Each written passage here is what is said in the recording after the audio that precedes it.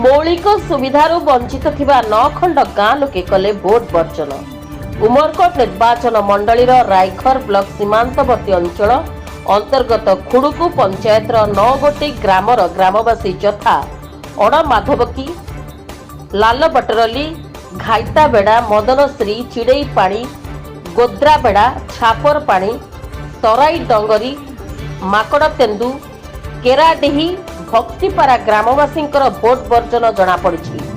सेमानंकर विभिन्न मौलिक सुविधा पूरण न हेबा जाए भोट देबु नाही कही ग्रामवासी निज जीत रे अटल।